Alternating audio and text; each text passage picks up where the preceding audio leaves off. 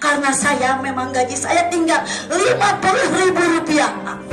Kalau saya tidak ada kepercayaan dari orang tua murid, orang tua datang, ibu tolong les anak saya, les anak saya. Ada 27 anak yang les di rumah saya. Tapi kalau sudah bisa, kan tidak dilanjutkan lagi Pak lesnya. Dia sudah mampu, dia sudah bisa baca, dia sudah mengerti. Akhirnya Allah masih memberikan rezeki kepada saya, berikan kesehatan. Saya bisa diberi sama Allah, tapi Pak, untuk kedepannya gimana saya Pak? Yang saya alami saat ini, rumah saya Pak, dari BTN 8 bulan belum saya bayar. Karena gaji saya tinggal Rp50.000. Saya sampai diludahi sama rentenir, sampai dilempari rumah sama rentenir, sampai dicambuk muka, sampai dicambuk dada oleh rentenir. Teman saya sampai melihat ketika saya seperti itu. Tapi saya bisa melawan gimana, karena itu kesalahan saya. Cuma saya meminta bantuan ke pihak hukum, ke RT setempat, ke desa setempat, sampai saya meminta ke Babinmas, ke kepolisian. Akhirnya alhamdulillah gaji THR saya udah digadein untuk membayar rentenir yang hanya tinggal jasanya 900.000. Sampai itu berapa? Tetangga Pak, tetangga tinggal satu rumah. Saya blok B nomor 15, dia blok D nomor 17. Saya lempari rumah Pak, videonya ada. Sampai bilang anjing, bilang meludahi saya jualan soteng Pak. Saya untuk menghidupi saya itu jualan soteng Pak. Saya ketika menyampaikan mengantarkan pesanan, saya diludahi. Saya dibilang anjing, dibilang orang gila. Tapi saya semua istighfar. Semua istighfar, ya Allah. Saya tidak ingin seperti ini. Makanya puluhan aparatur sipil negara (ASN) yang didominasi pensiunan asal wilayah Priangan Timur mendatangi gedung DPRD Provinsi Jawa Barat untuk beraudiensi dengan pimpinan Dewan dan perwakilan komisi belum lama ini. Para pensiunan tersebut berasal dari Kota Tasikmalaya, Kabupaten Tasikmalaya, Kabupaten Ciamis, hingga Kabupaten Garut. Mereka mengadukan kondisi ekonomi yang semakin terpuruk setelah memasuki masa pensiun akibat gaji yang terpotong hingga hampir 90% untuk cicilan utang perbankan. Dalam audiensi tersebut, terungkap rata-rata pensiunan ASN hanya menerima gaji di bawah 4 juta per bulan. Namun sebagian besar harus menanggung potongan cicilan jangka panjang sehingga sisa penghasilan yang diterima tidak mencukupi kebutuhan dasar sehari-hari. Tak sedikit dari mereka yang akhirnya terpaksa meminjam uang ke bank emok atau rentenir untuk menyambung hidup yang justru semakin memperberat beban ekonomi. Para pensiunan menuntut adanya skema pembayaran dana pensiun secara sekaligus atau lumsum sebagai alternatif yang dinilai lebih adil, efisien, dan manusiawi. Selain itu, mereka juga mendorong adanya kebijakan pemindahan penyaluran gaji, larangan rangkap fungsi, serta pencegahan benturan kepentingan dalam sistem pembiayaan pensiunan ASN. Diketahui persoalan ini sebenarnya sudah disuarakan sejak tahun 2018.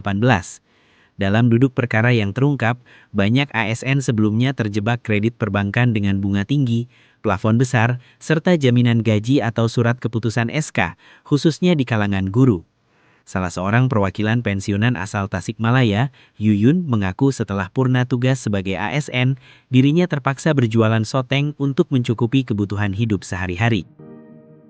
Hal senada disampaikan Enung, pensiunan lainnya yang mengaku merasa jatuh miskin akibat terjerat pinjaman perbankan. Rendahnya literasi keuangan menjadi faktor utama banyak ASN akhirnya menjaminkan SK untuk mendapatkan pinjaman. Audiensi tersebut turut dihadiri perwakilan perbankan dari wilayah Priangan Timur seperti Tasikmalaya, Ciamis, dan Garut, serta perwakilan Otoritas Jasa Keuangan OJK. Dalam kesempatan itu, OJK menekankan pentingnya literasi keuangan bagi ASN baik saat masih aktif maupun setelah memasuki masa pensiun. Ketua Umum Pendekar Kawah Galunggung, Usep Rimaldi, SH-CPM, yang mendapat kuasa dari para pensiunan dan ASN, mengapresiasi DPRD Jawa Barat yang dinilai responsif terhadap aspirasi tersebut. Ia menyebut pihak Dewan berkomitmen untuk menindaklanjuti berbagai masukan dan mencari solusi agar para ASN dan pensiunan tidak terus terjebak dalam sistem kredit perbankan yang merugikan. karena saya memang gaji saya tinggal 50.000 rupiah. Saya sampai diludahi sama rentenir, sampai dilempari rumah sama rentenir, sampai dicambuk muka, sampai dicambuk dada oleh rentenir. Teman saya sampai melihat ketika saya seperti itu. Semua istighfar ya Allah, saya ini tidak ingin seperti ini.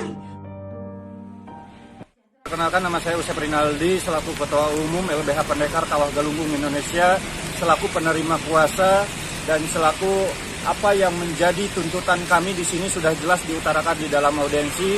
Maksud dari kami ini adalah membahas terkait masalah sistem bank yang menjerat terhadap para ASN atau para guru-guru sekalipun pensiunan, yang dimana sistem ini tidak memperhatikan asas-asas kepastian hukum, asas sosialnya, mengenyampingkan aturan-aturan seperti itu, sehingga memberikan plafon yang sangat luar biasa, 90% dan lain sebagainya.